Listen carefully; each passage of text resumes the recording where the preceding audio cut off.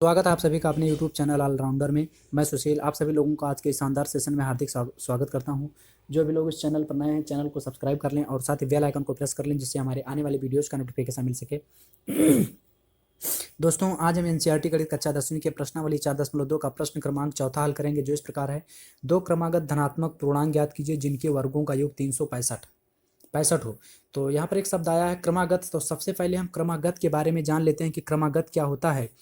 जैसे मान लीजिए कोई अंक है 1, तो इसका दूसरा अंक अगर कोई होता है, मान लीजिए 4 होता है, तो क्रमागत का मतलब हुआ कि दो अंकों के बीच का अंतर समान हो। जैसे मान लीजिए ये अंक है 1 और इसके 1 और दूसरा अंक है 4, तो 1 और 4 के बीच का जो अंतर है वो है 3। तो इसके बाद में अगर तीसरा अंक होगा तो वो 7 होना चाहिए। फिर इसके बाद में चौथा अंक 10 होना चाहिए, तभी ये क्रमागत होगा। क्योंकि देखिए 1 और 4 के बीच का अंतर 3 है, फिर 4 और 7 के बीच का अंतर भी 3 है, 7 और 10 के बीच का भी अंतर 3 है। तो क्रमागत क्रमागत का मतलब हुआ कि दो संख्याओं के बीच का अंतर समान हो। अगर मान लीजिए कोई अंक है 1, तो इसका दूसरा अंक अगर 3 होता है तो तीसरा अंक 5 होना चाहिए, चौथा अंक 7 होना चाहिए। देखिए यहाँ इसके दो अंकों के बीच का अंतर, यहाँ देखिए 1 और 3 के बीच का अंतर 2 है, 3 और 5 के बीच का अंतर 2 है, 5 और 7 के बीच का अंतर 2 है। तो इस क्रमागत का मतलब हुआ कि दो अंक अगर है तो उनके बीच का अंतर समान होना चाहिए। तो यहाँ पर प्रश्न कह रहा है दो क्रमागत धनात्मक पूर्णांक ज्ञात कीजिए जिनके वर्गों का योग 365 हो। तो हमें वो नहीं पता है कि वो क्रमागत संख्याएं क्या हैं, तो हम यहाँ पर मानेंगे माना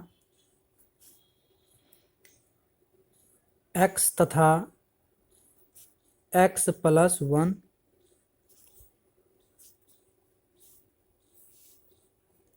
दो क्रमागत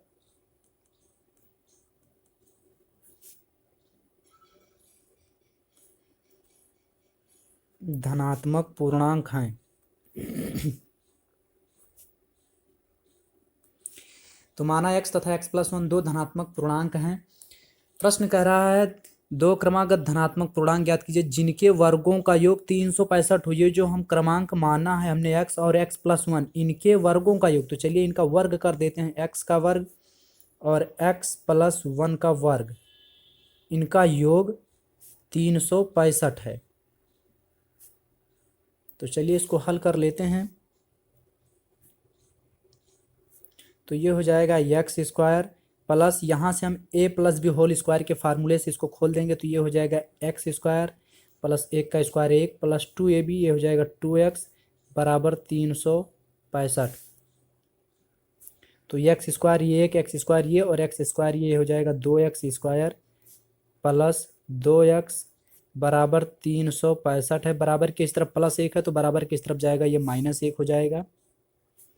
2x² प्लस 2x बराबर ये हो जाएगा 365 में से 1 घटेगा तो ये बचेगा 364। तो अब देखा जाए तो यहाँ पर हो गया 2x² प्लस 2x बराबर 364।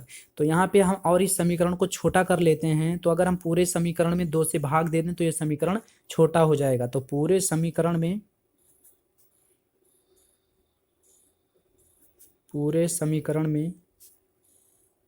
2 से भाग देने पर, तो चलिए पूरे समीकरण में हम 2 से भाग दे लेते हैं। तो ये समीकरण है 2x² बटा 2 प्लस 2x/2 बराबर 364/2। ये 2 से ये 2 कैंसिल, इस 2 से ये 2 कैंसिल, और ये हो जाएगा 2 × 1 = 2 और ये 2 × 8 = 16, 2 दूनी 4, ये हो जाएगा x² प्लस x बराबर 182। तो यहाँ से हम इसको फिर से पक्षांतर कर लेंगे, तो ये हो जाएगा x² प्लस x बराबर के उस तरफ है प्लस 182, बराबर के इस तरफ आएगा -182 बराबर 0। अब हम इसको गुणनखंड विधि से हल करेंगे। तो गुणनखंड विधि से जो पहला पद होता है उसका गुणांक और आखिरी वाले पद का गुणांक से हम गुणा करते हैं और बीच वाले पद का हम टुकड़ा करते हैं। तो पहला पद है x² का गुणांक हमारा यहाँ पर है 1, तो 1 को हम 182 से जब गुणा करेंगे तो आएगा 182। अब हमें टुकड़ा बनाना है कि गुणा करने पे तो 182 आए, लेकिन जोड़ने या घटाने पे 1 आना चाहिए। तो हमारा होगा 14 को अगर हम 13 से गुणा करेंगे तो ये होगा 182, और 14 में से अगर हम 13 को घटा देते हैं तो ये, तो जो हमारा टुकड़ा बना वो बनेगा 14 और 13 का। तो ये हो जाएगा x² प्लस 14x, और ये माइनस 13x होगा, क्योंकि 14 में से 13x को जब घटाएंगे तभी एक x बचेगा, और ये माइनस 182 बराबर 0। ये दो पद और इन दो पदों में हम यहाँ से फिर से पुनः कॉमन ले लेंगे। तो यहाँ x है, यहाँ भी x हो गया कॉमन। बचा x को अगर हम x से गुणा करेंगे तो x, प्लस x को अगर हम 14 से गुणा करें तभी ये 14x होगा, माइनस यहाँ 13 और 182 में हमारा होगा 13 कॉमन। यहाँ 13x था तो x बाहर ले लिया, 13 बाहर ले लिया तो अंदर बचा x, और ये हो जाएगा प्लस 13 को अगर हम 14 से गुणा करेंगे तब आएगा 182 बराबर 0। x प्लस 14 यहाँ है, x प्लस 14 यहाँ, पुनः हम कॉमन ले लेंगे, और जो बच रहा है उसको हम ब्रैकेट के दूसरे ब्रैकेट में लेंगे। x बच रहा है और ये माइनस 13 बराबर 0। तो फिर हम यहाँ से लिखेंगे x प्लस 14 बराबर 0 तथा x माइनस 13 बराबर 0। तो यहाँ से हम लिखेंगे x बराबर के इस तरफ प्लस 14 है तो बराबर के इस तरफ जाएगा, ये माइनस 14 हो जाएगा,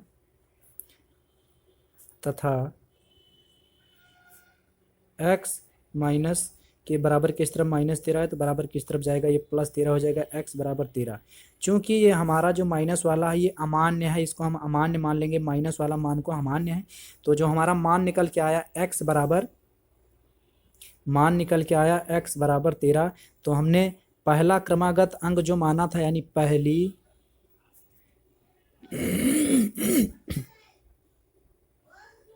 पहली क्रमागत संख्या हमने x माना था बराबर हो जाएगा 13, और